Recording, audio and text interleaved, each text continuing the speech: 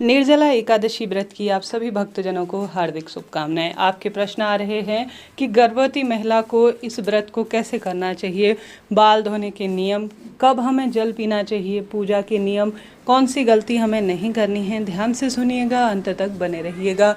निर्जला एकादशी व्रत कोई सामान्य नहीं है, शास्त्रों में वर्णित है। यह साल में आने वाली सभी एकादशियों का हमें फल तत्काल प्रदान कर देती है।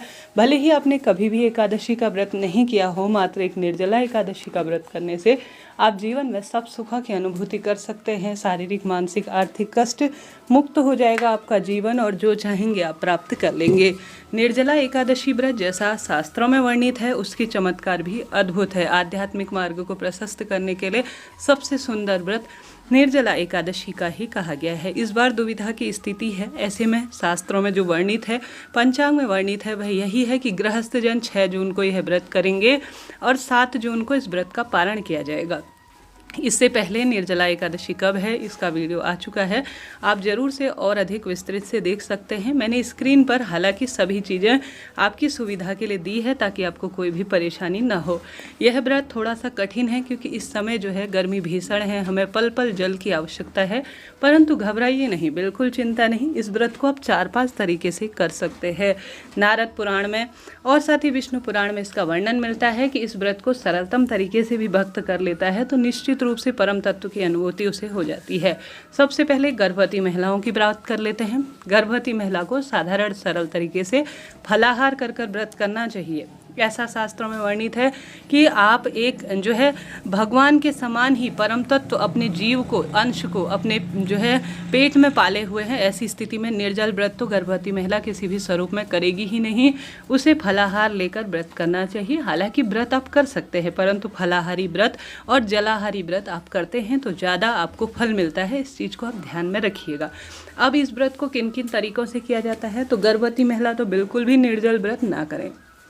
अब इस व्रत को एक तो किया जाता है निर्जल स्वरूप में, संभव हो तो पूरे दिन आप जल और रात्रि को भी जल का त्याग करें। पारण का जो समय बताया है उसमें ही आप जल पिएं तो अति उत्तम रहेगा, परंतु ऐसा करना कठिन है। तो दूसरा तरीका ये है कि आप सभी मात्र पूरे दिन भर में जो है निर्जल रहकर शाम को जो दिया बाती का समय है उसके पश्चात आप पानी पी सकते हैं। आपको इससे सुंदर फलों की वही प्राप्ति होगी जो निर्जला व्रत पारण तक आप जल का त्याग कर करेंगे। वैसे भी इस बार तो बहुत अधिक जो है समय है, बहुत अधिक जो है 23 घंटे का समय मिल रहा है जब हम निर्जल करीब व्रत करेंगे। ऐसी स्थिति में निर्जल रहना संभव नहीं है, तो शाम को दिया बाती के बाद आप अपने व्रत को जो है जल के साथ खोल सकते हैं। आप व्रत में तो है, आपने कोई भी किसी भी स्वरूप में जो है फलाहार इत्यादि नहीं करना है, परंतु जल का भी अगर आप पान करना चाहते हैं तो शाम को दिया बाती के बाद आप व्रत को कर सकते हैं। सुबह जल्दी उठें, 4 बजे जो है भोर होने से पहले उठें और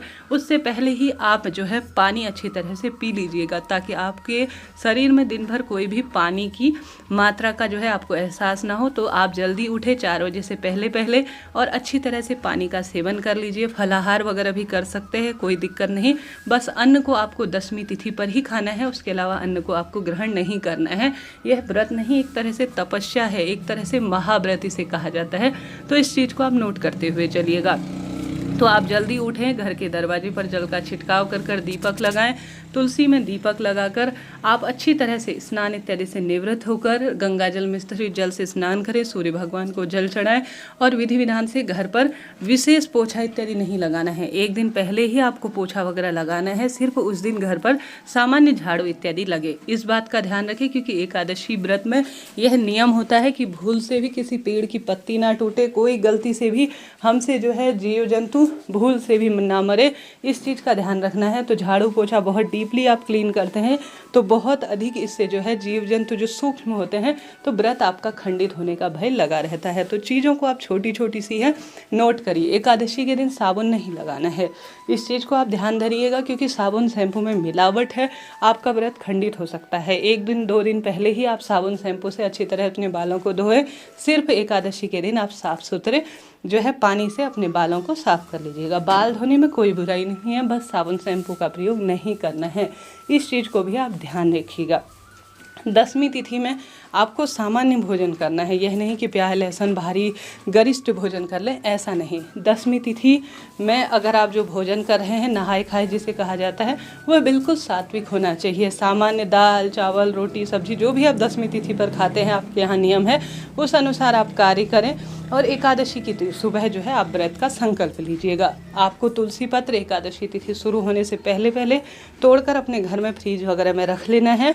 एकादशी तिथि पर आपको तुलसी पत्र किसी भी स्वरूप में नहीं तोड़ना है, तुलसी में जल नहीं चढ़ाना है।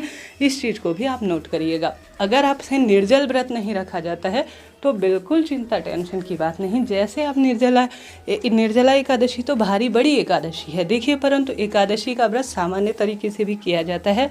इससे पहले तक हर महीने 2 एकादशी आती है, एक शुक्ल पक्ष और एक कृष्ण पक्ष।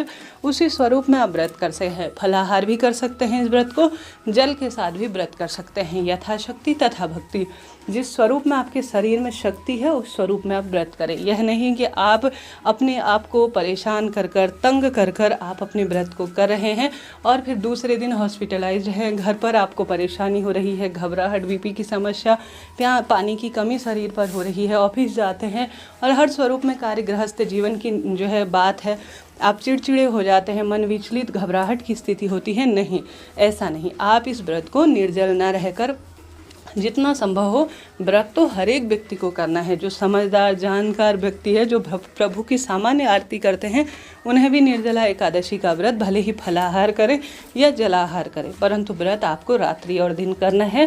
पारण के समय अपने व्रत को खोल सकते हैं। एकादशी व्रत में आप ड्राई फ्रूट खा सकते हैं, कट्टू के आटे की जो है पूड़ी बना सकते हैं, खीरा खा सकते हैं, तरबूज खरबूज खा सकते हैं, कोई चिंता नहीं। परंतु आप व्रत करिए, भले ही निर्जल ना कर सके, फलाहार आप लेकर जल का पान कर कर भी व्रत को कर सकते हैं। जितना देर आपसे, जैसे सुबह दियाबाती हो गई, संपूर्ण कार्य हो गए, जितनी देर अपने आप को रोक सकते हैं उतनी देर आप रोकिए। कहिए कि भगवान जी मैं नहीं कर पा रही हूँ, आप सब जानते हैं, सब स्वरूप में आपने मेरी जीवन की दशा देखी है, शरीर की दशा देखी है, मैं इतनी ही सामर्थ्यवान हूँ, मुझे अगले साल और सामर्थ्यवान बनाए ताकि मैं निर्जल व्रत कर सकूँ। अभी मैं इतना ही करने जा रही हूँ, ऐसी प्रार्थना कर कर आप अपने व्रत को खोल सकते हैं। इस तरह से निर्जला एकादशी का व्रत आपको करना है।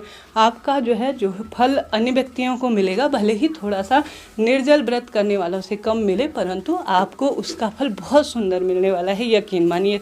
क्योंकि आप सच्चे भाव सच्चे मन के व्यक्ति हैं, तो आप चीज़ों को बहुत सुंदर तरीके से कीजिएगा। सुबह उठे, सुंदर लाल पीले रंग के कपड़े पहने, अपने घर पर लड्डू गोपाल या श्री नारायण की मूर्ति प्रतिमा है तो उनके समक्ष आप सुंदर तरीके से जो आप भोग बनाते हैं, कई भक्तजन फलाहार भोग लगाते हैं तो वह लगाएं।